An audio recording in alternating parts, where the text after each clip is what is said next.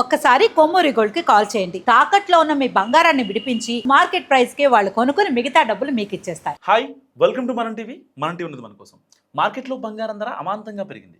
ఇప్పటికీ 10 గ్రాముల బంగారం 1,50,000కు పైగానే బలుకుతుంది. ఒడిదుడుకులకు లోనైనా కాస్త అటు ఇటు కదలాడుతుంది. దీంతో దోపిడీ దొంగల చూపు ఇప్పుడు బంగారం షాపులో పడింది. తాజాగా 300 మిలియన్ల విలువైన బంగారం దోపిడీ చేశారు. ఈ ఘటన పాకిస్తాన్ చరిత్రలో అతి పెద్దది.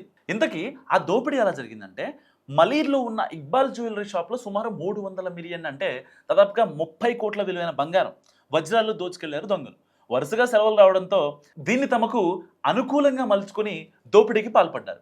పాకిస్తాన్లోని అతిపెద్ద నగరం కరాచీ. నిత్యం వేలాది మంది పోలీసులు అక్కడ విధులు నిర్వహిస్తూ ఉంటారు.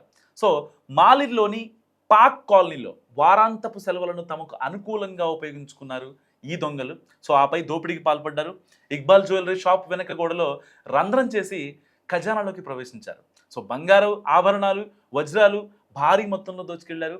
బంగారం షాప్కి కన్నం 30 కోట్ల వజ్రాలు చోరీ చేసి అక్కడ ఒక్కసారిగా ఆ షాప్ని వాళ్ళు ఇంటర్నేషనల్ వైడ్గా దాన్ని ఫేమస్ చేస్తారు. ఆదివారం కస్టమర్ల కారణంగా షాపు ఓపెన్ చేశాడు ఓనర్. సో కస్టమర్లు వస్తున్నారు కదా అని. సో షాప్ చోరీ అయిన విషయం తెలియగానే వెంటనే సమాచారం ఇచ్చాడు. రంగంలో దిగిన పోలీసులు జరిగిన ప్రాంతాన్ని పరిశీలించారు. షాపు వెనక గోడకు రంధ్రం చేసి దొంగలు లోపలికి ప్రవేశించారని కూడా పోలీసులు గుర్తించారు. సో నగలు భద్రపరిచే చోట రంధ్రం ఉంది. అండ్ దోపిడీ జరిగిన తీరు చూస్తుంటే తెలిసిన వారు దీనికి వెనక నుంచి ఉన్నట్లు కూడా అంచనా వేస్తున్నారు. అయితే ఆ బంగారు షాప్ ఓనర్కి తెలిసిన వాళ్ళు ఎవరైతే ఉంటారో ఆపోజిట్లో వాళ్ళు చేసినట్టుగా పోలీసులు ప్రాథమికంగా నిర్ధారించారు. నార్మల్గా ఫిబ్రవరి 12న అంటే గురువారం షాప్ మూసేశారు. ఆ తర్వాత శుక్రవారం, శనివారం సెలవులు వచ్చాయి.